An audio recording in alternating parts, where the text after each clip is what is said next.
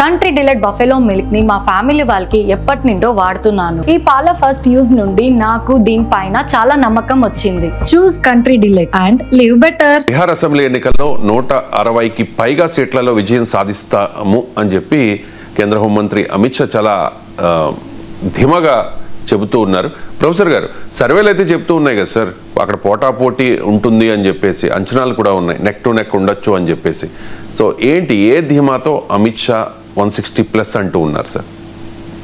ధీమా ఉన్నా లేకపోయినా అమిత్ షా అంటాడు కదా, ఎందుకంటే గెలుపుకు బీమా కొరకైనా ధీమా వ్యక్తం చేయాల్సిందే కదా. సో కామాలతో రాజకీయాలు చేయలేదు కదా, అనివార్యంగా ధీమా ఉండాల్సిందే. అందులో ఒక పార్టీకి నాయకత్వం వహిస్తున్న వ్యక్తి తాము గెలుస్తామని చెప్పుకునే తమ శ్రేణుల్ని సమరోన్ముఖులం చేయాలి. మీకు ఓడిపోతామంటే ఎవరు యుద్ధం చేస్తారు? అందువల్ల బీజేపీ, అమిత్ షా నేను ఒక టీవీ ప్రోగ్రామ్ మాట్లాడుతూ చాలా మంచి మాట చెప్పాడు. మేము ప్రతి ఎన్నికను సీరియస్గా తీసుకుంటాం. ఎందుకో తెలుసా? గెలవటానికి మాత్రమే కాదు, మా పార్టీ సిద్ధాంతాల ఆధారంగా ఉన్న పార్టీ. ప్రతి ఎన్నికను మా రాజకీయ ఆలోచనల్ని, మా సిద్ధాంతాల్ని ప్రజల్లోకి తీసుకెళ్ళటానికి ఒక అవకాశంగా భావిస్తాం. అలాగే మా పార్టీ కార్యకర్తలతో నిర్మితమైన పార్టీ. ప్రతి ఎన్నిక మా పార్టీకి కార్యకర్తలు ఇస్తుంది అన్నాడు. ఎంత అద్భుతమైన మాట చూడండి అమిత్ షా అన్నది. అందుకే బీజేపీ అలా పెరిగింది. అసలు భారతదేశంలో ప్రతి పార్టీ భావించాలి. ఇవాళ కమ్యూనిస్ట్ పార్టీలు దెబ్బతినడానికి కారణం పొత్తుల పేరిట ప్రతిసారి 2 సీట్లు, 5 సీట్లు, 10 సీట్లకే పోటీ చేసే వరకు రాష్ట్రమంతా, దేశమంతా వాళ్ళ కార్యకర్తలే లేని పరిస్థితికి ఏర్పడ్డారు. సో ఎన్నికలు అనేది కేవలం గెలుపు ఓటముల కొరకే కాదు. ఎన్నికలు అనేది ప్రజలకు రాజకీయాలు చెప్పడానికి, ప్రజలకు సిద్ధాంతాలు చెప్పడానికి, ప్రజలు తమకు పార్టీకి కార్యకర్తల్ని ఏర్పాటు చేసుకోవటానికి కూడా అదొక అవకాశం. వాస్తవంగా మీకు ఇంకో విచిత్రం చెప్తాను. ఆ Karl Marx introduction to class struggles అనే పుస్తకంలో, and introduction to Karl Marx class struggles అనే దాంట్లో మీకు ఫ్రెడరిక్ ఏంగెల్స్ రాసిన దాంట్లో ఉంటుంది. ఈవెన్ లెనిన్ ఎలక్షన్ల గురించి మాట్లాడిన దాంట్లో ఏమంటాడంటే, సరిగ్గా అమిత్ షా చెప్పింది చెప్తాడు. అమిత్ షా చెప్పింది లెనిన్ చెప్పలేదు, ఏంగెల్ చెప్పలేదు. ఏంగెల్ లెనిన్ చెప్పింది అమిత్ షా చెప్పలేదు. కానీ వాళ్ళు కూడా అదే అంటారు. ఎన్నికల్లో కమ్యూనిస్టులు ఎందుకు పోటీ చేయాలంటే గెలవడం కొరకే కాదు, తమ రాజకీయాల్ని, తమ సిద్ధాంతాలని, ఇతర పార్టీల సిద్ధాంతాలకు తమకున్న తేడాను ప్రజలకు వివరించడానికి ఎన్నికలు ఒక ఆయుధం అని చెప్తారు. సో అందువల్ల అమిత్ షా సరిగ్గా అదే మాట చెప్తున్నాడు. మీకు విచిత్రం ఏంటంటే, అంటే ఎవరైనా ideology based parties look elections differently. మిగతా ఐడియాలజీకి సంబంధం లేని పార్టీలకే సీట్లు, అధికారము ఇదే కనుక. అందువల్ల బీజేపీ బీహార్లో అయినా ఎక్కడైనా ఏ ఎన్నికైనా సీరియస్గా తీసుకుంటుంది. అందులో బీహార్లో 160 సీట్స్ వస్తాయి అని చెప్తున్నారు. రావని నేను ఎందుకు చెప్పాలి? ఎందుకంటే బీహార్లో చాలా నారో కంటెస్ట్. లాస్ట్ టైం కూడా 12,000 ఓట్సే మొత్తం డిఫరెన్స్. అందువల్ల ఓటింగ్ సరళికి, సీట్ల సరళికి కూడా తేడా ఉంటుంది బీహార్లో. అందువల్ల ఓట్లలో కాస్తంత తేడా ఉన్న, సీట్లలో భారీ తేడా ఉండే అవకాశం కూడా ఉన్న రాష్ట్రం ఇది. అండ్ 2 వైపులా ఒక బిగ్ సోషల్ కాంబినేషన్లు పోటీ చేస్తున్నారు రాష్ట్రం. చాలా అన్ప్రెడిక్టబుల్గా ఉంది. ఎందుకంటే 2 కూటముల వైపు ప్లస్ ఫ్యాక్టర్స్ ఉన్నాయి, నెగిటివ్ ఫ్యాక్టర్స్ ఉన్నాయి. అన్నిటికీ మించి అంతు చిక్కని ప్రశాంత్ కిషోర్ ఫ్యాక్టర్ ఉంది.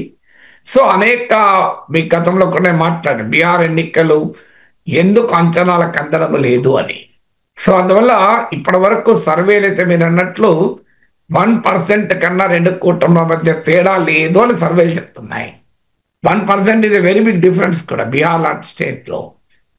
అందువల్ల ఇప్పటి వరకు సర్వేలు చెప్తున్నాయంటే Bihar can slip in anyway, అంటే ఎటువైపు అయినా మారవచ్చు రిజల్ట్. ఎన్డీఏ కాస్త ఆధిక్యత ఉన్నట్టు కనిపిస్తున్నా దేర్ ఆర్ సెవరల్ ఇంపాండరబుల్స్, అనేక అర్థం కాని అంశాలు ఉన్నాయి. అందువల్ల ఇది ఎటువైపు అయినా ఉండవచ్చు అని అంటున్నారు. అందువల్ల తమ వైపు ఉంటుందని బీజేపీ నాయకుడు చెప్పక తప్పదు. కానీ మనకు తెలుసు 2 అనుభవాలు ఉన్నాయి. 2024లో ఏమన్నారు? ఈసారి 400 సీట్లు వస్తాయన్నారు. బీజేపీ కాన్ఫిడెంట్గా చెప్పే వరకు పోల్స్టర్స్, ఏ ఎగ్జిట్ పోల్ నిర్వహించే వాళ్ళందరూ తమ డేటాను మరి డాక్టరింగ్ చేశారో తెలియదు, బీజేపీకి అనుకూలంగా తమ డేటాను సవరించుకున్నారో తెలియదు, లేదా భయపడి తమ డేటాను తామే నమ్మక బీజేపీకి 400 సీట్లు వస్తాయని చెప్పడం మొదలుపెట్టారు. ఇప్పుడు నేషనల్ మీడియాలో వచ్చే పెద్ద పెద్ద పండితులు ఉంటారు, వాళ్ళ పేర్లు ఆ ఎగ్జిట్ పోల్స్ పండితులు, వాళ్ళందరూ కూడా బీజేపీకి 400 సీట్లు వస్తాయి అన్నారు. ఆఖరికి అమెరికన్ పొలిటికల్ సైంటిస్టులు కూడా 300 అబోవ్ వస్తాయన్నారు. ఒక్క యోగేంద్ర యాదవ్ మాత్రమే అరౌండ్ 240 మించి రావు అన్నాడు. అన్నట్టే 240 వచ్చాయి. సో మీకు ఎందుకు ఈ మాట చెప్తున్నట్టే, ఎన్నికల్ని అందులో ఇంత క్లోజ్ కంటెస్ట్ ఉన్న ఎలక్షన్ ఎవరు ఊహించలే. అలాగే 2004లో ఇండియా షైనింగ్ అనే పెద్ద క్యాంపెయిన్ బీజేపీ నడిపించింది, కానీ గెలవలేకపోయింది. అందువల్ల ఎలక్షన్ అనేది ఎవరము ప్రిడిక్ట్ చేయలేము. అయితే ఎందుకు ఈ కారణం చెప్తారంటే, ఒకటి తమ కార్యకర్తలకి తమ శ్రేణులకి ఉత్సాహాన్ని ఇవ్వడం మొదటి లక్ష్యం. రెండవది మీడియా అటెన్షన్ గ్రాప్ చేయడం. ఇప్పుడు 160 సీట్లు వస్తాయి కనుక మనం ఇంతగా చర్చించుకున్నాం. ఒకవేళ అమిత్ షా మేము గెలుస్తామో లేదో అన్నారనుకోండి, అప్పుడు కూడా మీడియా అటెన్షన్ వచ్చేది, కానీ నెగటివ్ అటెన్షన్ వచ్చేది. మీడియాలో పాజిటివ్ అటెన్షన్ తెచ్చుకోవడం రెండో లక్ష్యం. మూడవది, మన దేశంలో ఒక ట్రెండ్ ఉంటుంది, సింగ్ ఓటర్ అంటాడు. అంటే నా ఓటు మురిగి వేస్ట్ కాకూడదు, నా ఓటు ఉపయోగపడాలి, అందువల్ల గెలిచే అభ్యర్థికి ఓటు వేస్తామనే సైకాలజీ కూడా ఇండియాలో ఉంది. ఆ సైకాలజీ ఉంది కనుక బీజేపీ గెలుస్తుంది అన్న భావన కలిగితే బీజేపీ అనుకూల ఓటు ఎటైనా పక్కకు జరగకుండా నిలిచిపోతాడు.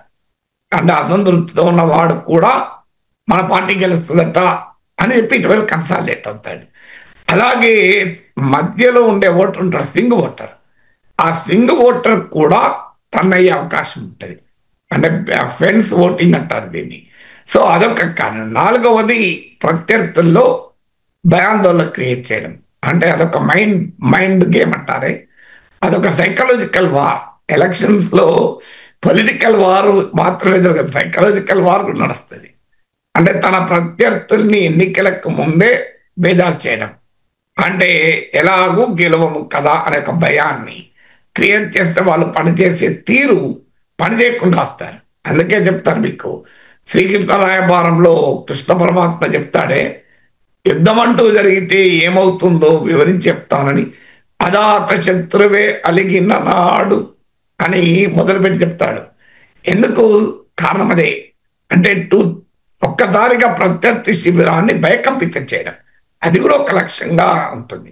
అందువల్ల అదొక రాజకీయ వ్యూహంలో భాగంగా అమిత్ షా చెప్తాడు. యాక్చువల్గా నిర్ణయించాల్సింది బీహార్ ఓటర్ కదా.